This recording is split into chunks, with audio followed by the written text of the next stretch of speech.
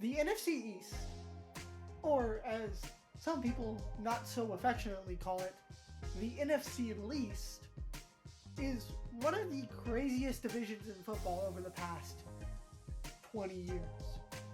Over these 2 decades, there has not been a single repeat division leader. There has been a Super Bowl, there have been 3 Super Bowl winners, 2 of which were won by teams that were not expected to even make it out of the first round. There have been multiple, what people would assume be Super Bowl contending teams fall consistently short in the playoffs.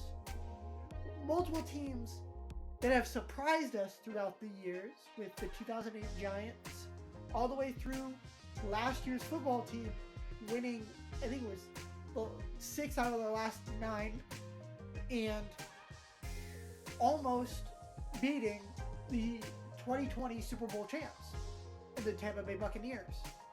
Additionally, over this time frame, you've had multiple teams, you've had extreme quarterback stability for 2 of the franchises, a pretty decent amount of change at the quarterback position for the other 2 franchises.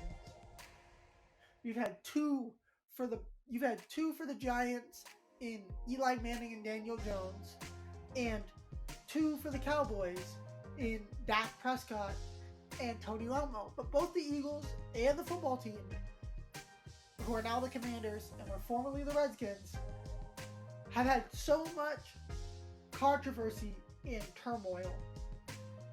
Not only that, these entire teams as a whole don't seem to be getting any less confusing.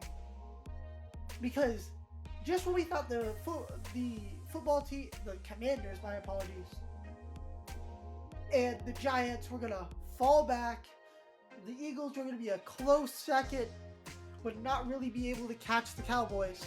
The Cowboys trade Amari Cooper for a 5th round pick. They're unable to sign Randy Gregory. There is reported unrest within the Cowboys locker room. Mike McCarthy has repeatedly showed he's a horrible head coach when it comes to time management and creativity. There are other aspects of the game where he's good, where he is a good head coach, but those 2 specifically have not been his strongest areas. And then you get an Eagles team who seems to only be getting better, but has some questions. A football team that was able to win 6 games with a quarterback that has only played 1 year of NFL football, had multiple injuries throughout the entire defense, and an 1,000-yard receiver and rusher with an average O-line at best, who got a massive upgrade at quarterback because Carson Wentz, as you look through all the teams, is about the 13th to 14th best quarterback, where Taylor Heinicke last year was like the 26th best quarterback in the league. So you get a 13-place jump with quarterbacks. You get a team in the Giants who are still just a dumpster fire, but who knows what Mike Dable is going to be able to do with that team. We'll see what they do, see if they draft a quarterback.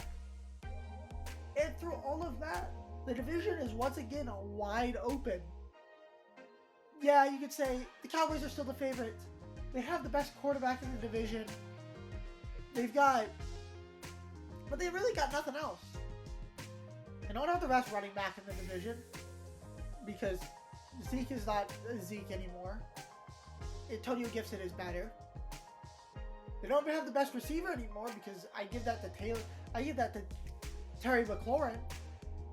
They don't have the best front 7 because I would give that to Washington. They don't have the best back 7. I give that to the Eagles. They don't have the best head coach. I give that to Ron Rivera. And I'd probably put Sirianni above him too. They don't have the best game plan anymore. So, yeah, you could say it's a quarterback-driven league. But how good is Dak Prescott really? I'm not saying he's not top 10, but in big spots, he seems to shrink. Every time they could pull away during the regular season and really make it their division, they failed to do so until the very end of the season, when they beat an Eagles team that had all of their backups in, because they knew they were gonna make the playoffs. So I don't trust that Cowboys team. I think that Eagles team, depending on how Devontae Smith progresses, depending on how good their draft is, could definitely take that division. If the football team, if the Commanders are able to have a bounce back year where that defense plays up to top 10 level, Carson Wentz is what he was in Indianapolis, then the football team could definitely win that division, because they A, don't have the division leader schedule, and B, good defense, a quarterback who does not turn the ball over and gives you everything he has, a good run game at top, and a star wide receiver can win you a lot of games in this league, especially with good coaching. Yeah, that's what they give you in Washington. So they can win the division. New York has all the pieces if they have a competent head coach to give a lot of teams some run. That defense is talented. They need like one or two more pieces, but I like their front seven. Their back seven needs a little bit of work. But Saquon, if he can stay healthy, is a very good running back. Kenny Golladay is a good wide receiver. Yeah, Daniel Jones is Daniel Jones, but you can always draft a quarterback. Put Malik Willis in there, and there you go. You have a quarterback who could probably be your future.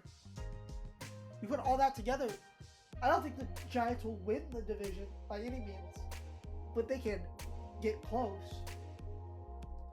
And the Cowboys are not dominant anymore.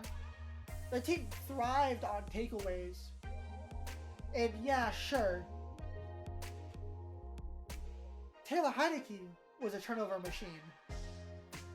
Jalen Hurts last year was probably a little too careless. Daniel Jones is, well, Daniel Jones.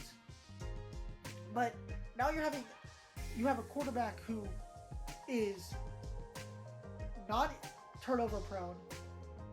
You have a quarterback in his second full season as a starter who only gets better. You have a new offensive system in New York. So if they all cut down on their turnovers, Dallas's defense becomes very mid in that division. It's very, very interesting to see what will happen next year, because in the end, the NFC East is the wildest division in football. Whether you love it or you hate it, you never quite know who's coming out of the NFC